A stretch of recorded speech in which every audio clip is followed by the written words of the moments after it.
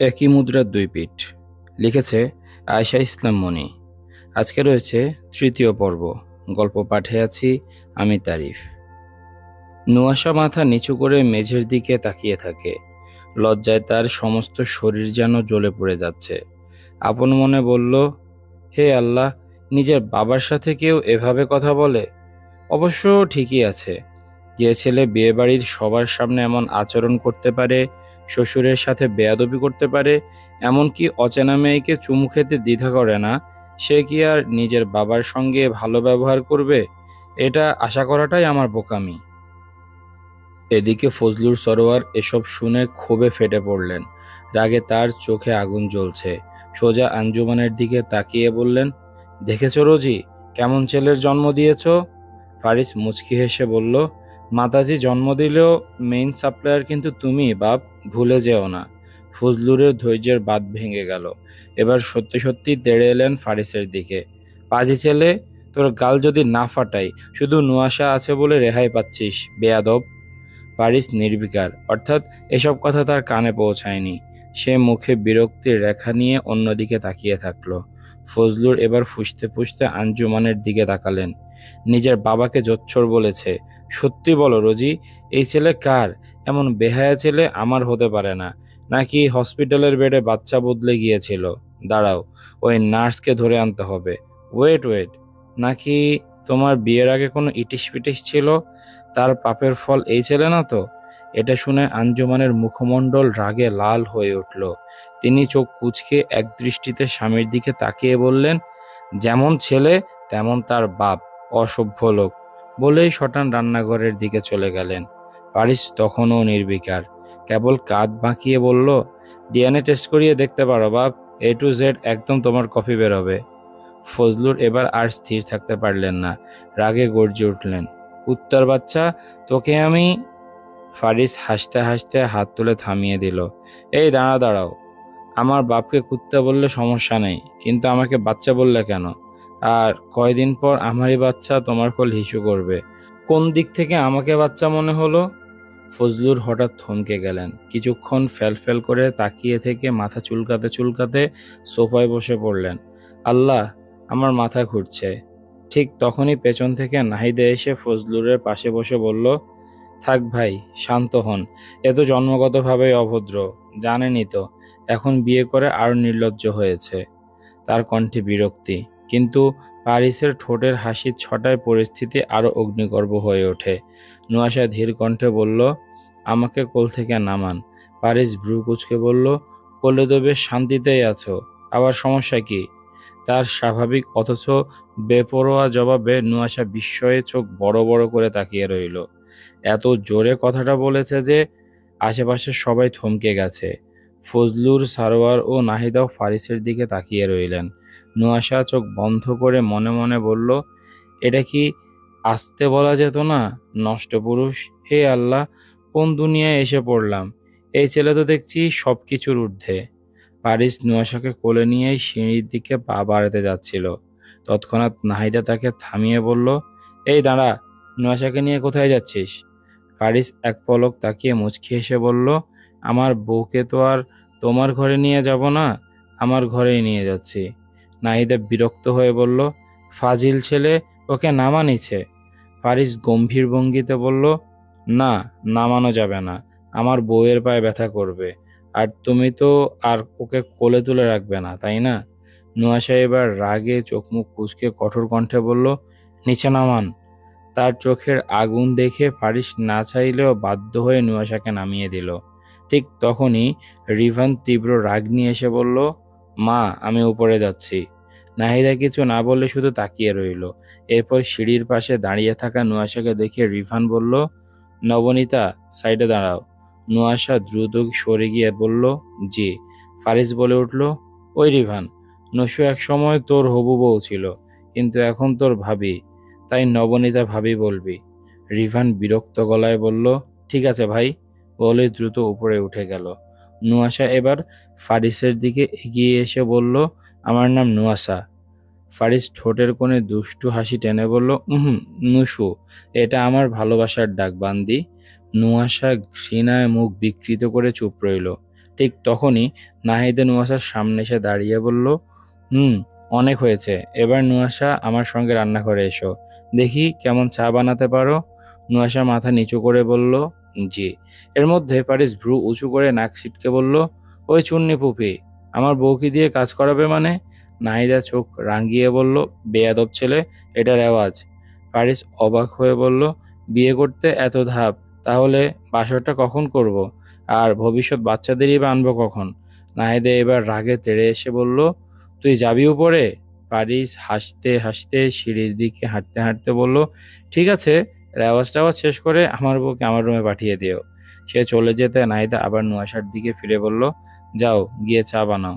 নুয়াশা চোখ নামিয়ে বলল, জি। তারপর রান্নাঘরের দিকে এগিয়ে গেল। রান্নাঘরে আঞ্জুমান মৃদু হাসি হেসে নুয়াশার থুতনি ধরে বলল, ভারী মিষ্টি মেয়ে তুমি, ছেলের বউ হিসেবে আমার কিন্তু বেশ পছন্দ হয়েছে। নুয়াশা লজ্জায় মাথা নিচু করে হেসে বলল, মা, চা বানানোর জিনিসপত্র কোথায়? একটু দেখিয়ে দিন। রাখো এসব, আর আমার ননদের কথা বাদ দাও, ছেলের বউকে দিয়ে কাজ করাবো এমন মানসিকতা আমার নেই। তখন তো তোমার পরিবার ভাববে মেয়েকে বিয়ে দিয়ে কাজে লাগিয়ে দিয়েছি। নুয়াশা হেসে উঠে বলল, আরে না মা, আমি স্বেচ্ছায় বলছি চা বানাতে পারি, কিন্তু তার বাইরে আর কিছুই পারি না। আঞ্জুমান হাসি মুখে তার হাত ধরে বলল, এসো, বাকিটা না হয় তোমার শাশুড়ি মা ধীরে ধীরে শিখিয়ে দেবে। দুজনের হাসি ঠাট্টার মাঝে ছায়ের ধোঁয়া উঠতে লাগলো, আর ছোটখাটো কথোপকথন চলতে লাগলো। অন্যদিকে নাহিদা ফজলুরের দিকে তাকিয়ে দৃঢ় গলায় বলল, ভাইয়া, জমি জমার বেশিরভাগই সালেহ আহমেদের দখলে। তার মেয়েকে ফারিসের সঙ্গে বিয়ে দিয়ে শুধু পারিবারিক সম্পর্ক মজবুত হয়নি, বরং ব্যবসায়িক সুবিধাও হয়েছে। প্রতিদ্বন্দ্বী কোম্পানিগুলো আমাদের সামনে দাঁড়ানোর সাহস পাবে না। দুই বড় ডেভেলপার এক হলে বাজারে আমাদের একচেটিয়া আধিপত্য তৈরি হবে। তাই বিয়েটা রিভানের সঙ্গে না হলেও খুব একটা ক্ষতি হয়নি। ফজলুর ভ্রু কুঁচকে বলল, হ্যাঁ, এটাই তো আসল কারণ। কিন্তু আমি তো ওর মতো বেহায়াকে বিয়েই দিতে চাইনি। কখন কি করে বসে তার ঠিক নেই। তার উপর বিয়ের পর দায়িত্বশীল হওয়ার বদলে বউ নিয়ে লাটসাহেবি করছে। রাতের আকাশে চাঁদের আলো ম্লান হয়ে আসছে, আর নুয়াশার বাড়িতে অতিথিদের কোলাহল বাতাসে ভাসছে। সবাই পারিসকে নিয়ে হাসাহাসি করলেও প্রেয়সীর মন অস্থির হয়ে উঠছিল। ইস, নুয়াশারও বিয়ে হয়ে গেল, আর আমি এখনো single. Nuasha, I miss you baby. যদি তোর দেবরের সঙ্গে আমার বিয়েটা হতো, তাহলে সারা জীবন এক ঘরে থাকতাম আমরা। আমার কলেজের বান্ধবীটাকে কেড়ে নিয়ে গেল। ধুর ধুর। এমন সময় নুয়াশার ছোট ভাই আবাইজ সামনে এসে হেসে ভাব নিয়ে চুলে হাত দিয়ে বলল, তুমি চাইলে আমি তোমাকে বিয়ে করতে পারি। দুধের মতো পরশা গোলগাল পেটওয়ালা 10 বছরের এই ছেলেটা দেখতে শান্ত হলেও আসলে একরকম দুষ্টুমি কাতুকুতু পাখি। প্রেয়সী চোখ বড় করে বলল, পাজি ছেলে, আমি তোর থেকে অন্তত 14 বছরের বড়। আবিহাজ একটুও বিচলিত না হয়ে কাঁধ ঝাঁকিয়ে বলল, তাতে কি, সিনিয়রদের এমনিতে আমার ভালো লাগে। প্রেয়সী বিরক্ত হয়ে বিড়বিড় করে বলল, যেমন ধুলাবাই তেমন শালা, মিলছে ভালো। অন্যদিকে গম্ভীর মুখে বিছানায় শোয়া থেকে উঠে বসলেন নূরজাহান, চোখে মুখে স্পষ্ট অস্বস্তি। নূরজাহান বলল, কি ছেলের সঙ্গে বিয়ে হলো মেয়েটার? আমার কিছুই ভালো লাগছে না। আমার মেয়ের কপালটা এত পোড়া কেন? সালেহ এক মুহূর্ত নীরব থেকে কিছু একটা চিন্তা করে ধীর স্বরে বলল, বুঝলে নূরজাহান, পারিস জাতে অজাত হলেও পরিস্থিতিটা কিন্তু একেবারে খারাপ হয়নি। এবার ফজলুরের সব গোপন তথ্য আমার মেয়ে আমাকে জানাবে। খেলা কিন্তু ভালোই জমেছে। একবার যদি পুরো ব্যবসার দখল নিতে পারি, বলে সে হাত মুঠো করে শক্ত করল। নুয়াশা ঘরে বসে রাগে ফুঁসতে ফুঁসতে বলল, চেহারার যতই আকর্ষণ থাকুক, মুখের ভাষা তো বস্তির ছেলেদের থেকেও জঘন্য। ছি, এত অসভ্য কথা কেউ কিভাবে বলতে পারে? ঠিক তখনই দরজার পাশে এসে হেলান দিল পারিস, ঠোঁটে চিরসেনা বিদ্রুপের হাসি। আমার নামে কি বিড়বিড় করছো বান্দি? নুয়াশা এবার আর নিজেকে সামলাতে পারল না। তেলে বেগুনে জ্বলে উঠে বলল, এই, আপনি আমাকে বারবার বান্দি বান্দি করে ডাকেন কেন? সবাই সামনে ছিল বলে চুপ করেছিলাম, কিন্তু এবার বলছি, আমি কি আপনার চাকরানি নাকি? ফারিস হেসে নুয়াশার থুতনি দু আঙ্গুলে চেপে ধরল, আলতো ঝাঁকুনি দিয়ে বলল, ওলে বাবালে, আমার বান্দিটা লাগ করেছে। ওটা আমার ভালোবাসার ডাক, হার্ট অ্যাটাক। নুয়াশা এক ঝটকায় হাত সরিয়ে বলল, দূর হন, নষ্ট পুরুষ।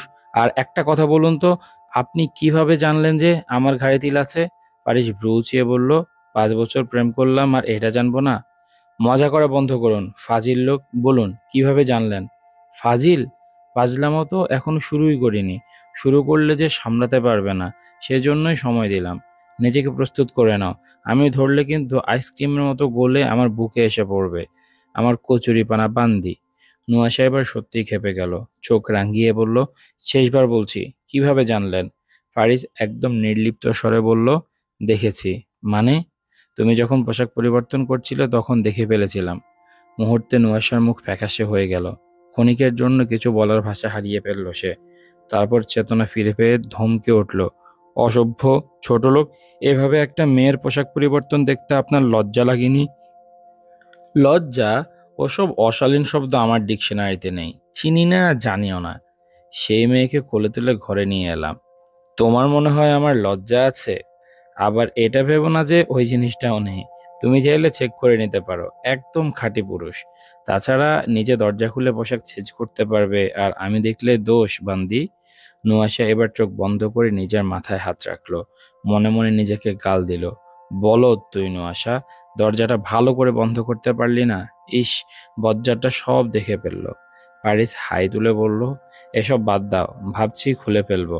নুহাশা চোখ কপালে তুলে বলল, কি? তোমার লেহেঙ্গা আর আমার শার্ট। নুহাশা দুই কানে হাত চেপে গুনগুনিয়ে বলল, হে আল্লাহ, এর মুখে গ্লু লাগিয়ে দিন।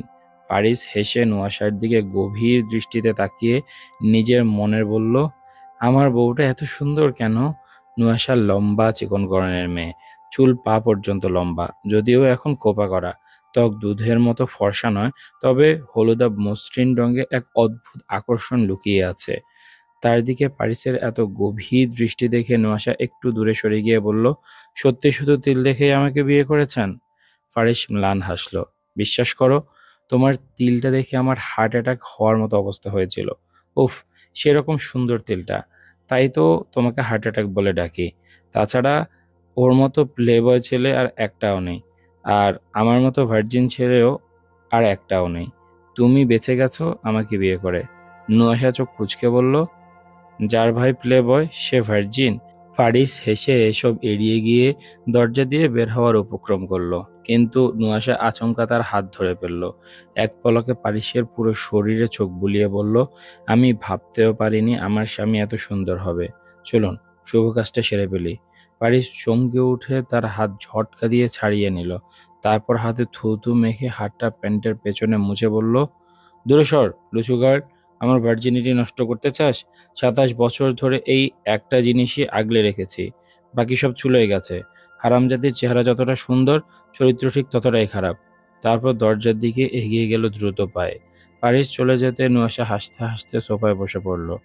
এক পা অন্য পায়ের উরুর উপর তুলে কটমট করে তাকিয়ে বলল, তোমাকে আমার ভালো লেগেছে মামুর বেটা। কাকে বিয়ে করেছো তুমি জানো না। এই বিয়ে তুমি আমাকে করনি, আমি তোমাকে করেছি। এই ছিল আজকের পর্ব। কেমন লেগেছে তোমাদের অবশ্যই কমেন্ট করে জানাও। গল্প কিন্তু জমে যাচ্ছে। কমেন্ট অবশ্যই করবে যে কেমন লাগছে তোমাদের, এবং পরবর্তীতে অন্য কোন গল্প তুমি আমার কণ্ঠে শুনতে চাও সেটাও কমেন্ট করে জানিয়ে দিতে পারো। দেখা হচ্ছে নতুন এপিসোডে। ততক্ষণ পর্যন্ত সবাই ভালো থাকো, সুস্থ থাকো। আজকের মতো আমি তারিফ এখানে বিদায় নিচ্ছি। আল্লাহ হাফেজ।